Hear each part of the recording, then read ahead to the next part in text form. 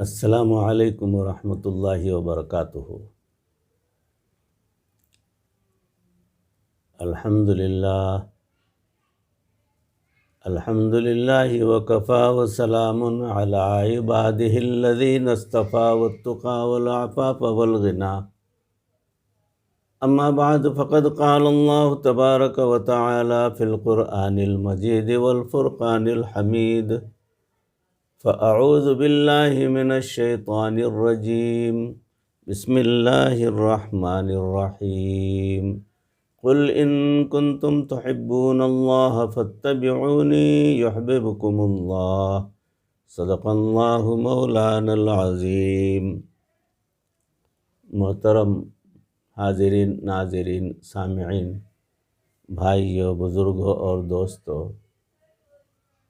اور معزز خواتین، ہماری ماں بہنوں، تصوف کے عنوان سے جو سلسلہ چل رہا ہے اس میں موضوع چل رہا ہے کامیابی کے 5 اصول۔ کامیابی کے 5 اصول سے متعلق موضوع چل رہا تھا۔ گزشتہ بیٹھک میں جو باتیں پیش کیں اس کا کچھ حصہ جو ہے آج اب آپ کے سپرد کر رہا ہوں کہ بات آگے چلی تھی کہ ان کو وہ تیر جو ہے جانور کو لگنے کے بجائے ایک لڑکا جو کھیل رہا تھا اس کو لگ گئی تیر اور اس میں وہ لڑکا جو ہے جاں بحق ہو گیا۔ لہٰذا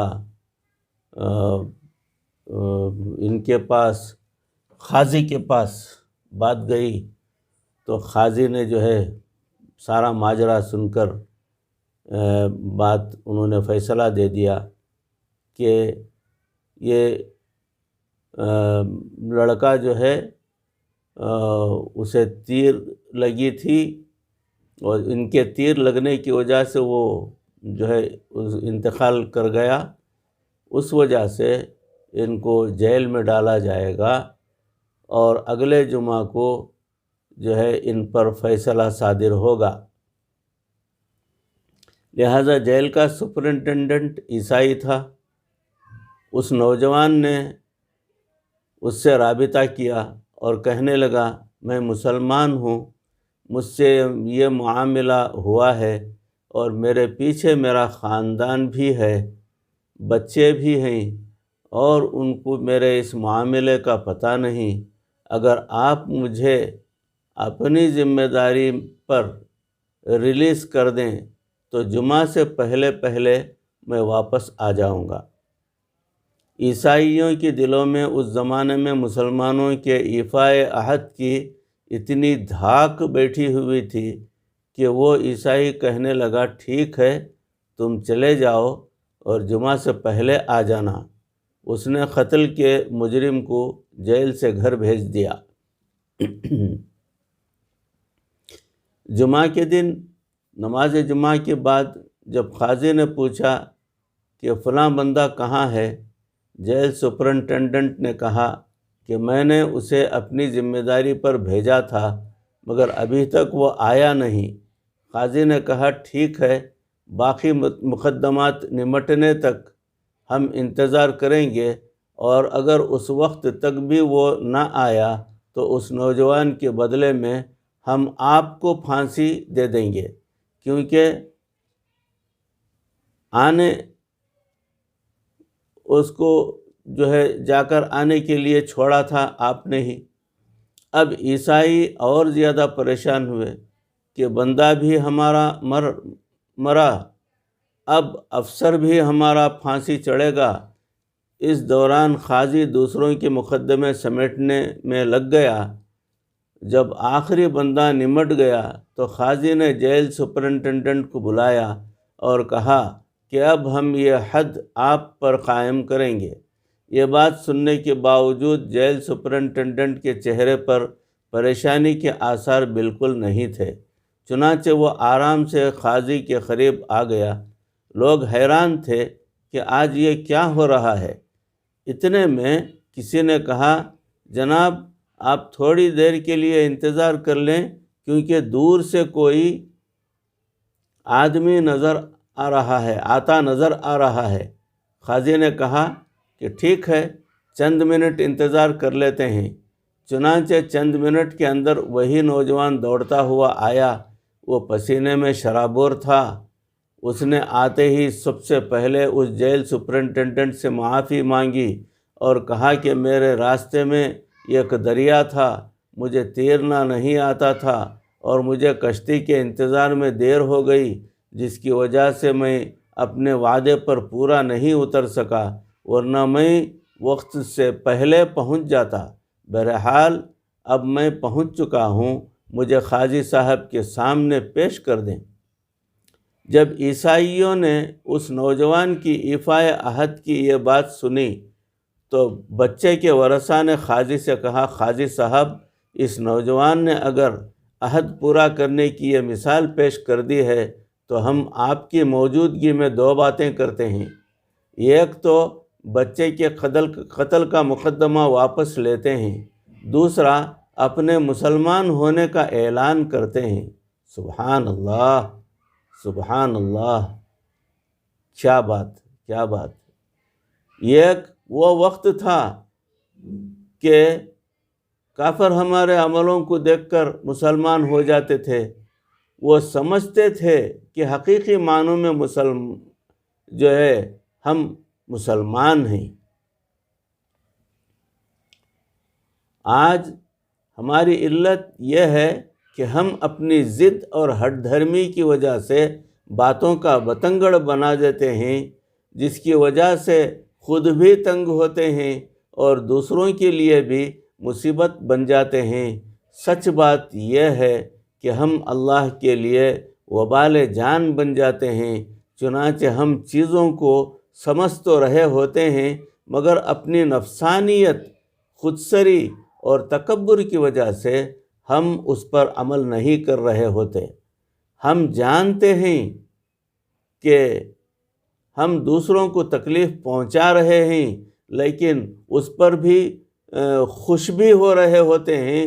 عورتیں آپس میں بات کرتی ہیں کہ میں نے پھر ایسی بات کہی کہ بس وہ جلتی رہی ہوگی، یعنی دوسری کا دل جلانے کے لیے بات کر لی، اس کا تذکرہ بھی ہو رہا ہوتا ہے۔ یہ کتنی عجیب بات ہے کہ بجائے اس کے کہ ہم دوسرے بندے کو راحت پہنچائیں، ہم اس کو دکھ پہنچا رہے ہوتے ہیں۔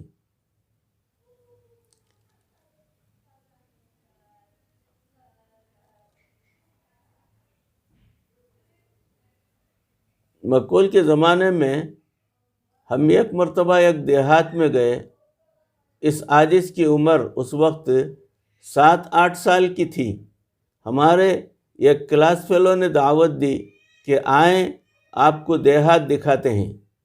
یہ وہ زمانہ تھا جب ہمیں یہ پتہ نہیں تھا کہ گندم کسی پودے پر لگتی ہے یا درخت پر۔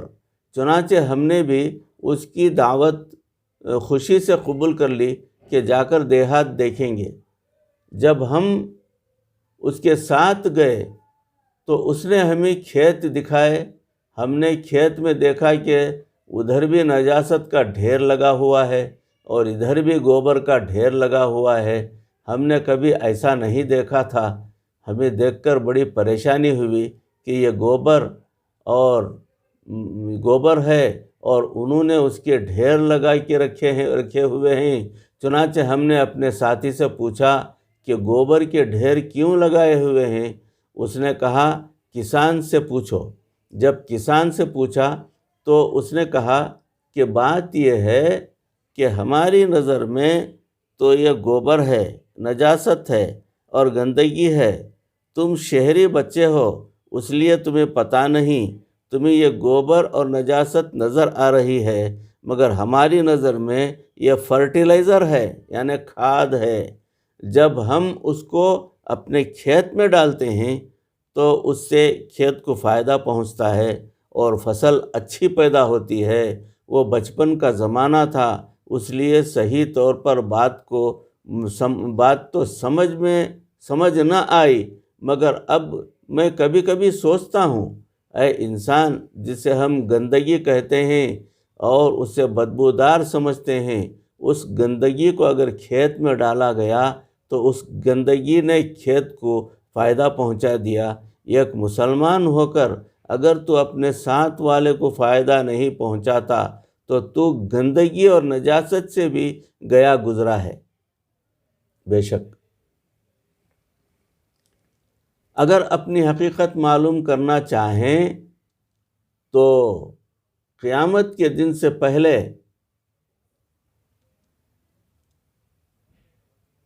یہی سوال کیا جائے گا کہ تم نے اپنے علم پر کتنا عمل کیا۔ اب اس کے لیے عالم کا ہونا ضروری نہیں ہے کہ علماء ہی سے پوچھیں گے، بلکہ ہر بندے سے پوچھیں گے، اور صرف مردوں ہی سے نہیں پوچھیں گے بلکہ عورتوں سے بھی پوچھیں گے۔ تو ہم اپنے آپ سے آج ہی یہ سوال کرنا شروع کر دیں کہ ایک وقت آئے گا جب قیامت کے دن اللہ تعالی مجھ سے یہ سوال پوچھیں گے کہ کیا اس کسوٹی پر ہم پورے اتر پائیں گے؟ اگر آج سے بھی اپنا محاسبہ کرنا شروع کر دیں تو زندگی آسان ہو سکتی ہے۔ آپ کا دل آپ کو ٹھیک ٹھیک بتا دے گا۔ اگر آپ اپنی حقیقت معلوم کرنا چاہیں تو اپنے دل سے گواہی لے لیں، کیونکہ دل وہ گواہ ہے جو ہمیشہ سچی بات بتاتا ہے اور کبھی رشوت قبول نہیں کرتا۔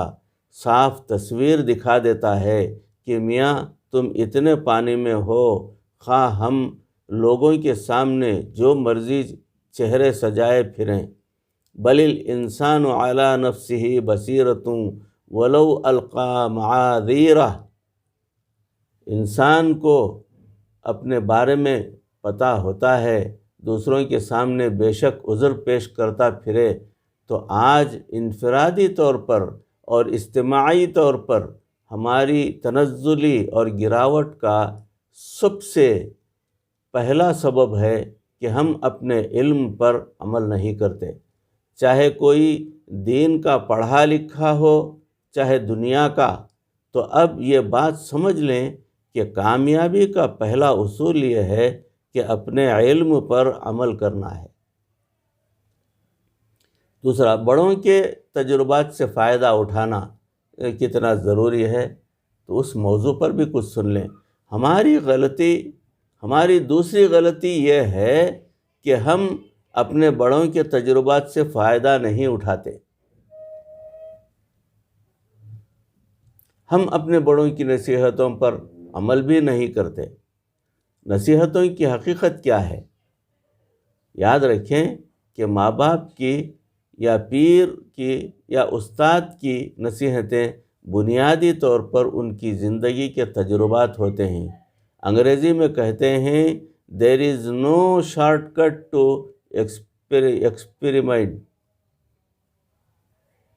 experience.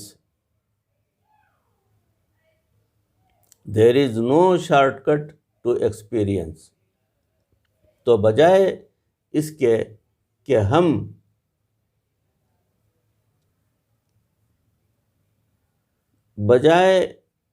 کہ ہم سب کچھ خود بھگتیں اور پھر آخر میں سمجھ آئے کہ ہمیں ایسا نہیں کرنا چاہیے تھا، ہم اپنے بڑوں کی نصیحتوں پر عمل کر لیا کریں۔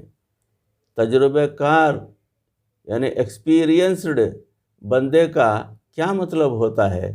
اس کا مطلب یہ ہوتا ہے کہ وہ بندہ جو اپنی زندگی میں بہت غلطیاں اور کوتاہیاں کر چکا ہو اور اسے پتہ ہو کہ اب میں نے یہ کوتاہیاں نہیں کرنی ہیں، اس لیے جب فیکٹری میں کوئی بندہ رکھنا ہو تو کہتے ہیں کوئی تجربہ کار بندہ لے آؤ۔ کیوں؟ اس لیے کہ وہ بہت کوتاہیاں کر چکا ہوگا اور اب اسے پتہ ہوگا کہ میں نے کون سی کوتاہیاں نہیں کرنی۔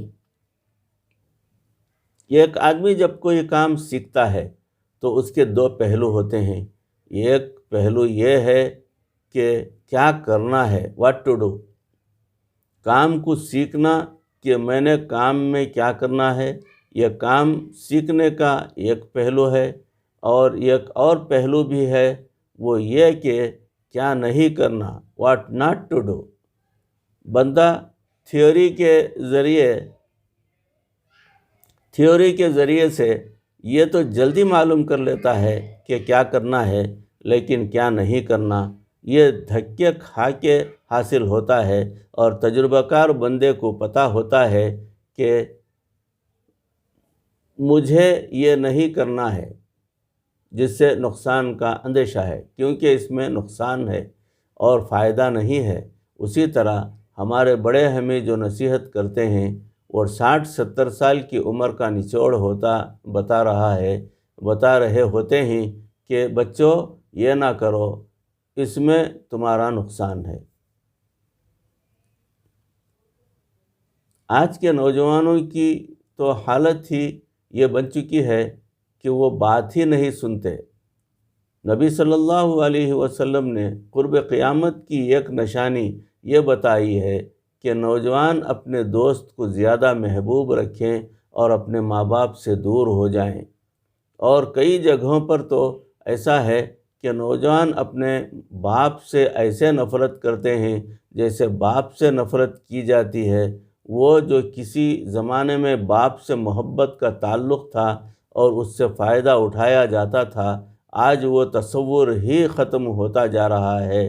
وہ لڑکے آپس میں باتیں کر رہے ہوتے ہیں، ایک نے کہا بھائی تمہارے ابو 3-4 مرتبہ ہسپتال جا چکے ہیں، خیر تو ہے؟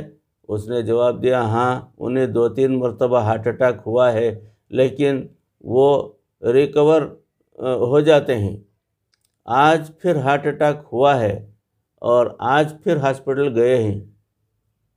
I hope he will be able to make it this time، یعنی میرا خیال ہے کہ اب وہ ٹھیک ہو جائیں گے۔ اپنے باپ کے بارے میں یہ کہہ رہا تھا، یہی بنیاد ہے جس کی وجہ سے ہمارے نوجوان اپنے ماں باپ کی سونے کے پانی سے لکھی جانے کی قابل نصیحتیں پیٹھ پیچھے ڈال دیتے ہیں۔ صرف یہ بات نہیں ہے کہ ممبر و محراب سے سن کر اس پر عمل نہیں کرتے، نہیں، گھر میں سن کر کہاں عمل کرتے ہیں۔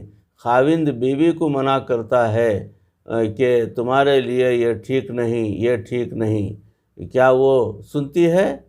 بڑا بھائی چھوٹے بھائی کو منع کرتا ہے کہ تمہارے لیے یہ ٹھیک نہیں، کیا وہ مانتا ہے؟ تو یہ کیسی چیز جو بحیثیت قوم ہمارے اندر ڈیولپ ہو چکی ہے، اس کو ختم کرنے کی ضرورت ہے، تاکہ ہماری پرسنالٹی یعنی شخصیت ایسی بن جائے کہ ہم اپنے بڑوں کے تجربے سے فائدہ اٹھانے والے بن جائیں۔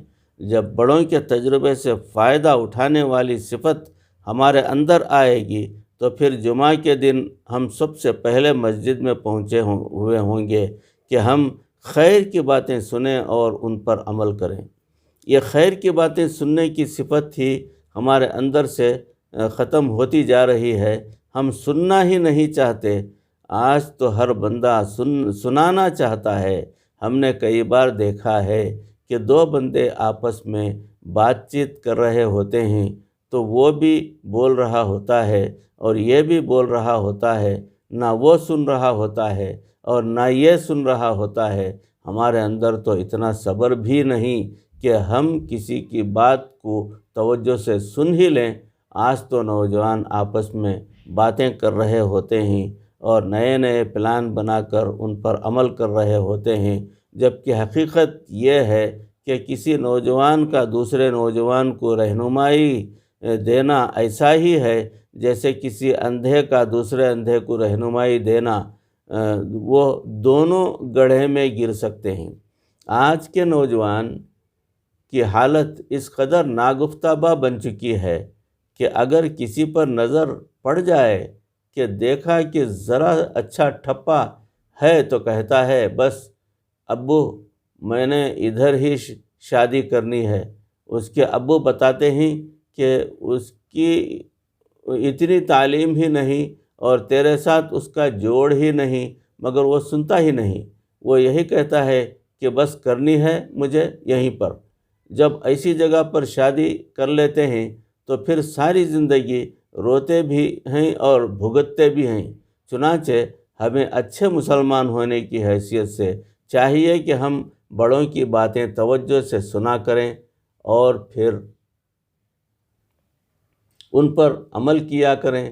بعض اوقات ان نصیحتوں کی حکمت بعد میں سمجھ آتی ہے، اس لیے اس وقت سمجھ میں نہیں آ رہی ہوتی کہ اس وقت ہم شارٹ سائیڈڈ ہوتے ہیں، ہمارا ویژن ہی اتنا نہیں ہوتا کہ ہم اتنا دور دیکھ سکیں، لیکن ہمارے ماں باپ کی نظر دور تک دیکھ رہی ہوتی ہے۔